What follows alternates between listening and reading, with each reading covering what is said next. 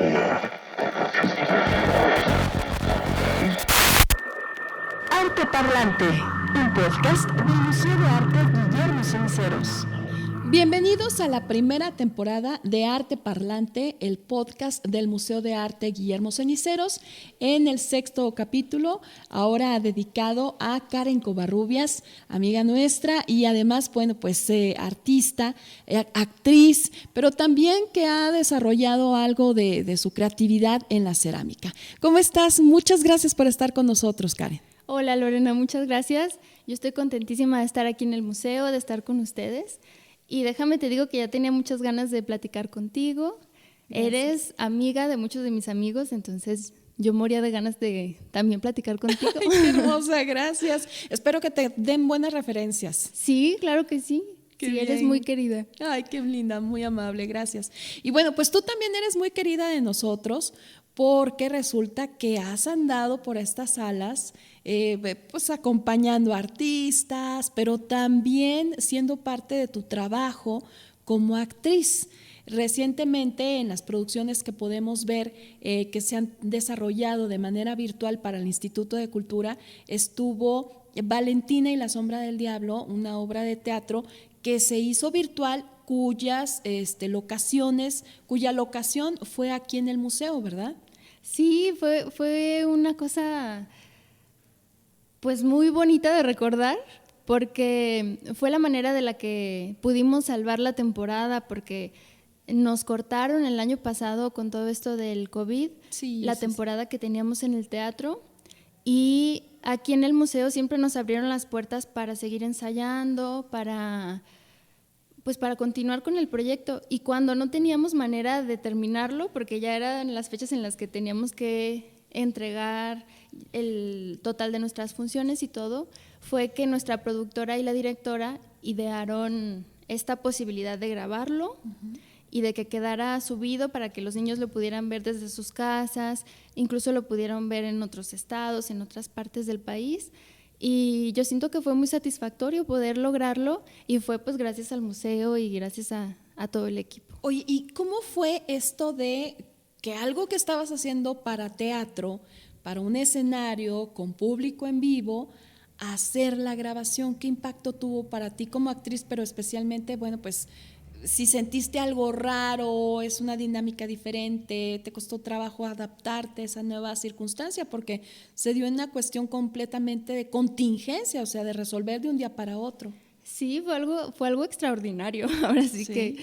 Y fue muy bonito en el sentido de que yo sentía como si fuera un sueño hecho realidad, porque el museo formó parte de nuestros ensayos antes de estar en el teatro. Ah, qué Entonces, bien. ¿En cuáles salas? ¿Las de abajo? Eran la de acá. Ajá. Y algunas de arriba, en algún momento también estuvimos, pero sobre todo en las primeras la sala salas. Principal. Ajá.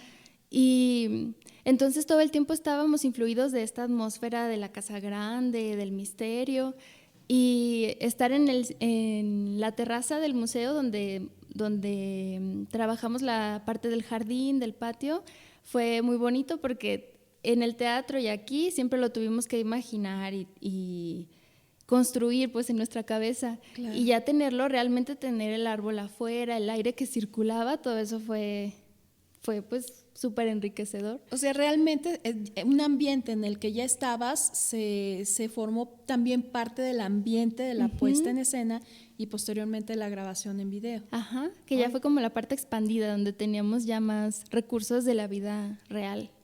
¿En qué momento de tu vida, retrocediendo mucho, te decidiste por dedicarte a las artes, por estar inmersa en las artes? En tu infancia, por ejemplo, esta obra habla acerca de una niña sobre la temática del abuso sexual, pero a ti como persona, ¿en qué momento te impactaron las artes de tal manera que pues ya te dedicas a ello? Yo pienso que en la secundaria, que fue cuando tuve mi primer acercamiento con el teatro, porque yo, a pesar de que toda la infancia estuve muy influida de la sensibilidad, que al final de cuentas es una de las partes esenciales del arte, porque mi abuela era muy sensible con las plantas, yo era muy cercana al campo también, mi padre pinta, ya no lo hace tanto, pero en la infancia sí me tocaba pues estar entre el olor de los solventes y del óleo y todo. Fue hasta la secundaria que yo tomé la decisión de estar en el taller de danza en lugar del de teatro, porque era yo muy tímida y todo. Y yo veía los de teatro y yo decía, ay, pues me dan ganas de estar ahí. Ajá. Y lo decidí porque me atrajo mucho la pasión con la que lo hacen y lo libres que se veían. Entonces ahí fue donde fueron mis primeras experiencias en teatro, y de ahí ya pues me agarré a experimentar en todo lo que se me presentó, todo lo que de pronto con el papel, luego después la cerámica.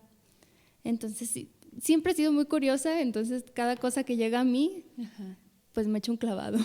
Y eso es importante, también te enriquece, ¿no? Más allá del artista como persona, de tener una formación más de saber mucho, un poquito de todo, también es importante.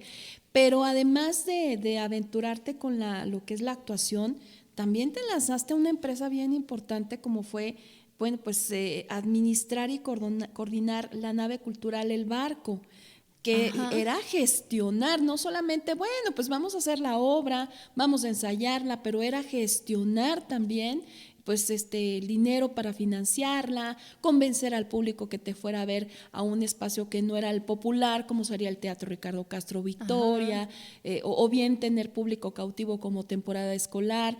Entonces, eso también, pues eres muy curiosa y además te avientas a escenarios o a situaciones también muy retadoras, ¿no? Sí, yo creo que es esencial para esa época el equipo que fuimos, porque éramos 6 y éramos 6 muy diversos. Un escritor, un arquitecto, otros que hacíamos teatro, otros con más perfiles de la gestión de la producción. Entonces, pues traíamos esta energía que luego atrajo a más gente y formamos, yo pienso, una comunidad muy bonita, porque de ahí salieron otras empresas en Durango que aún siguen, porque allá hacíamos bazares, hacíamos presentaciones de libros. Entonces pues es algo, yo lo recuerdo con mucho cariño, y además creo que también nos ayudó muchísimo a abrir la perspectiva de lo que era dedicarse al arte en Durango, dedicarse al arte desde distintas áreas, de cómo dialogan entre sí las diferentes artes, las diferentes actividades. Pero además suena mucho a que se enriquecían, ¿no? Muchísimo. Al momento de tener esa diversidad en un mismo espacio, era enriquecedor para todo ese equipo. Finalmente todos aportaban, pero además se enriquecían de otras áreas que no dominaban. Sí, fue maravilloso. Claro que había súper conflictos y de todo tipo, porque éramos también muy distintos todos. Claro. Y trabajábamos en horizontalidad. Ajá. Y también eso era complejo para tomar las decisiones. Entonces, bueno, pero al final de cuentas extrajimos mucho aprendizaje de ahí. Claro, y además trabajar en equipo ya es otro boleto, ya lograrlo para lo que quieras es estar del otro lado o el 90% del camino recorrido. Sí. Y luego Danza Norte, ¿cómo es tu participación? Porque, digo, vuelvo a insistir, eres muy curiosa, pasas de una situación a otra. ¿Cómo fue Danza Norte? ¿Cómo es que participas ahí? Esa fue una iniciativa muy bonita de una bailarina que se llama Lili Ayala, que... Bueno, su interés principal era aportar a la profesionalización en la danza aquí en Durango, y pues ella se dedicó a conseguir el recurso a través de un apoyo, no recuerdo ahorita cómo se llama, pero es un apoyo de recurso federal, y ella lo que hizo fue estructurarlo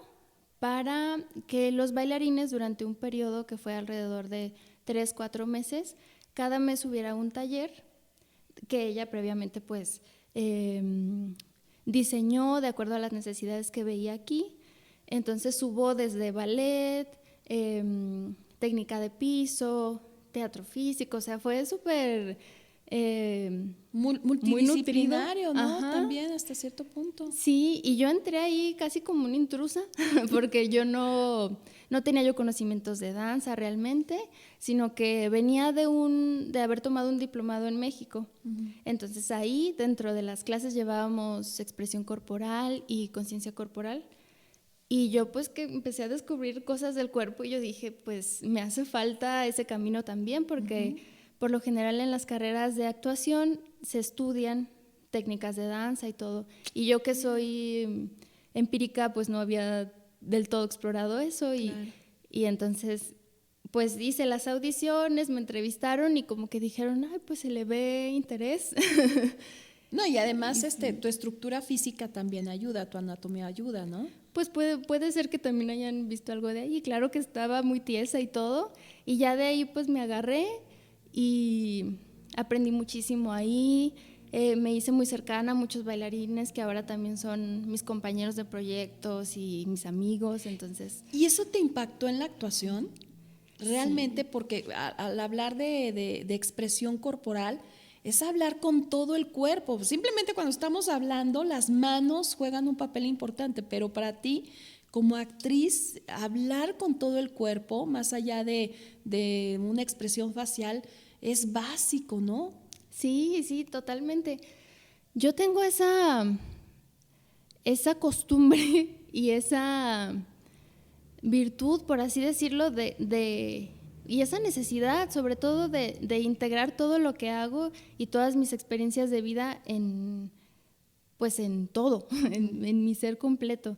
Y sacarles así, provecho, ¿no? Sí, de alguna totalmente. manera sacarle provecho y trasladarla a ese potencial a otra área, ¿no? Ajá, sí, porque finalmente a partir de mí es que voy a actuar, a partir de mí es que voy a escribir o es que voy a hacer una pieza, lo que sea.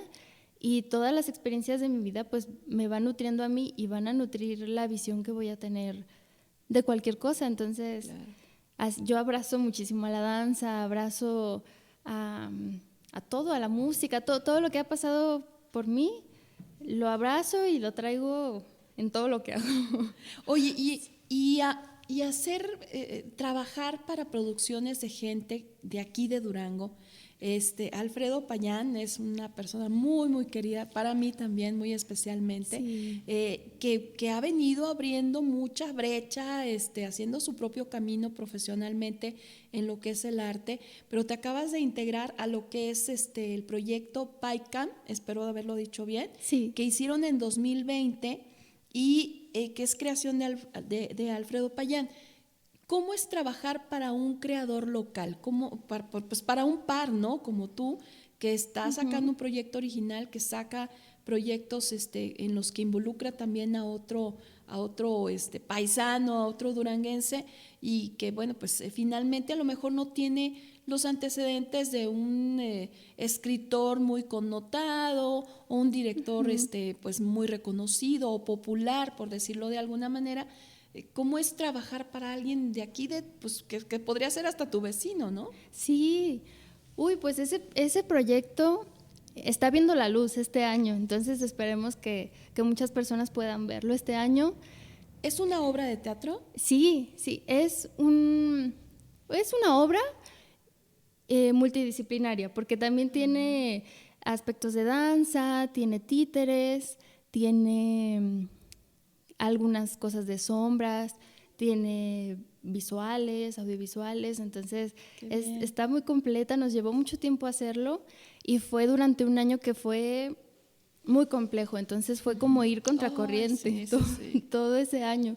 Todo 2020 la estuvieron Todo 2020 realizando. Sí fue el proceso. Y te decía que esa obra es muy especial en el sentido de trabajar con alguien de aquí, porque en general todo el equipo, no todo, la mayoría son duranguenses. Fuimos obviamente asesorados por personas muy capacitadas que vinieron de Estados Unidos, el maestro Edwin Salas que nos ayudó a elaborar los títeres, la maestra Paloma Martínez que vino de Guadalajara. Entonces, pero sobre todo lo importante fue que esta obra habla del origen. Paicam significa origen en Odam y está basada en 2 leyendas duranguenses que la de Zahuatoba y la del Cerro del Mercado. Entonces, fue trabajar todo a partir del origen de Durango, de nuestro origen como tribu, de hacia dónde vamos a partir de lo que han construido nuestros ancestros. Entonces fue muy simbólico estar juntos durante ese año tan difícil y salir victoriosos con ese proyecto. Sí, y además en esas circunstancias tan adversas, ¿no? Que en algún momento frenaban, en otro no, pero además no solamente producida por un duranguense, sino hablando, evocando a Durango todo el tiempo. Exacto, sí. Que eso también ya tiene como un extra, ¿no? Sí. Y bueno, pues, ¿cómo es tu proceso creativo para involucrarte en cada proyecto? Ahora ya exploraste la danza, la actuación, el teatro que es en vivo completamente, ahora adaptarte a hacerlo en una situación extraordinaria, completamente virtual, para un público virtual. Ajá. ¿Cómo trabajas previamente? ¿Cómo te preparas para ello? ¿Cuál es el proceso que llevas?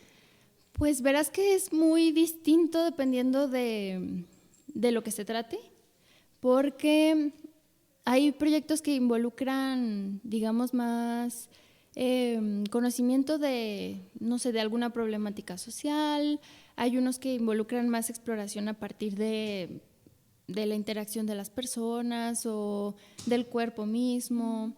Hay proyectos donde el texto tiene mucho más peso, en otros donde es lo que está sucediendo, pero en general lo que es mi punto en común en todos es que estoy dialogando todo el tiempo con las cosas distintas que hago. O sea, de pronto para analizar un texto o para sumergirme en él necesito hacer a veces collage con las escenas, entonces me pongo ahí a traducirlas del texto a cómo lo veo yo, cómo lo entiendo en imágenes. A veces necesito traducir las palabras en movimientos del cuerpo, o a veces el cuerpo necesito explicándome las palabras, entonces estoy todo el tiempo pues saltando de una parte a otra, y me gusta mucho tomarme el tiempo para los proyectos, y me causa mucha ansiedad cuando es de que 2 meses, 3 meses, que también lo he hecho y también se aprende. Ajá. Pero sí valoro mucho más cuando es posible tomarse el tiempo, que vaya fluyendo. Procesarlo mejor, Procesarlo, ¿no? Sí. Es que también te conlleva a ti, pues, la actuación, generar emociones. Uh-huh. A partir de ti, pues también hay un desgaste, y si hablamos que a la par estamos pasando por una situación extraordinaria en la que también todos nos tienen un estrés, pues para ti el desgaste también debe ser muy importante, ¿no? Tratar de estar equilibrada entre una y otra situación. Sí, fíjate que eso ha sido como uno de mis 20 que me han caído en este año. O sea, lo compleja que es esta profesión y al mismo tiempo lo poderosa, en el sentido de que el arte en general se vuelve un soporte para las personas. O sea, se vuelve un soporte para los que la hacemos, porque nos mantiene vivos, nos mantiene cuerdos, nos mantiene conectados con otros, y al mismo tiempo ayudamos a que otras personas se conecten también con eso que vivimos, que se distraigan un momento, claro, que salten a otra realidad, que puede ser mejor o peor o distinta a la que vivimos, pero es un momentito de descanso. Sí, te oxigena, ¿no? Saltar de darle una pausa a lo que está pasando en la realidad y sumergirte en una trama o en una presentación y darte ese respirito, por decirlo de alguna manera, de la circunstancia normal. ¿Y cómo es que llegas al chan? No, es que tú no pasas de una dinámica a otra, porque también fundas el chan. Fundas no sé si decirlo, laboratorio, taller, de cerámica, donde experimentan, pero también tallerean, crean piezas originales. ¿Cómo llegaste a esto? Lo defines muy bien como laboratorio. No usamos esa palabra normalmente porque solamente lo nombramos como el taller, el chan, pero sí, realmente sí nos dedicamos mucho a experimentar ahí. Y llegué ahí pues gracias a Chris, que es mi compañero y que él es igual de curioso o más que yo. Y entonces la cerámica fue una de sus actividades que hizo desde pequeño. La dejó por mucho tiempo por dedicarse a pintar, a dibujar, a grabar. Y hace unos años le volvió así como el interés y me dijo, oye, vamos a comprar barro y nos pusimos ahí a jugar con él. Y gracias a que hicimos nuestras primeras piezas, yo pude completar una parte del dinero que necesitaba para irme a México a estudiar el diplomado. Entonces se volvió pues algo que quiero muchísimo y que le debo mucho y que le agradezco. Y además que me di cuenta de la nobleza del barro por todas las posibilidades que tiene para hacer. Me di cuenta de lo importante que es porque está en todas partes. Nuestra cocina está llena de cosas hechas de barro, está en la tierra que pisamos todo el tiempo. Entonces, pues es apasionante ese mundo también de la tierra.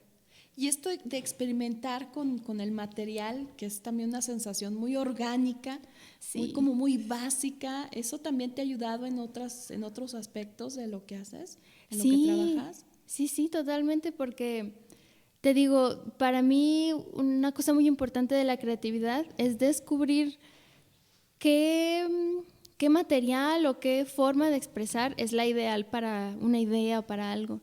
Entonces, de ahí nace también mi necesidad de estar en tantas áreas, porque a veces tengo algo, una necesidad, un deseo de expresar algo que no me basta decirlo con palabras, que no me basta actuarlo, que necesito modelarlo quizás, o a veces no me basta el barro y me voy a otra parte. Claro. Entonces, pero sí, totalmente me ayuda en todo lo que hago. Entonces esto te hace una artista muy completa, o sea, estás realmente muy nutrida de una gran diversidad de sensaciones, ¿no?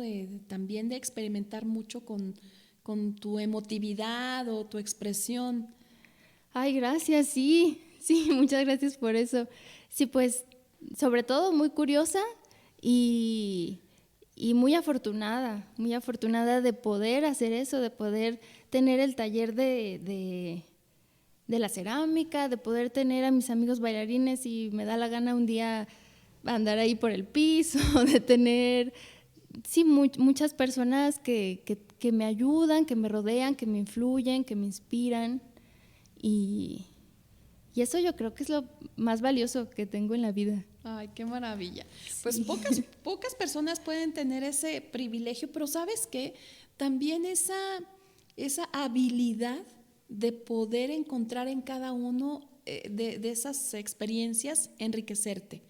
Porque hay mucha gente que puede estar al mismo tiempo teniendo esas posibilidades y no ven esa posibilidad de enriquecerse de cada una y cómo nutrir de una a la otra y seguir como al principio nos comentabas, siendo curiosa. No el hecho de que, bueno, pues ya hice una obra de teatro, ya llegué pues a cierta meta, ya incursioné en otra disciplina, pues ya aquí me quedo. No, al contrario, eso como que también te incentiva mucho a seguir curioseando, ¿no? Sí. Explorando. Sí, es mantener a la niña interior viva y activa y con el derecho de decidir, ¿verdad? Ajá, exacto. Aún siendo adulto. Exacto. Sí. Pues Karen, la verdad es que nos da mucho gusto haber platicado contigo. No sé si quieras agregar algo, concluir con algo en especial para este podcast.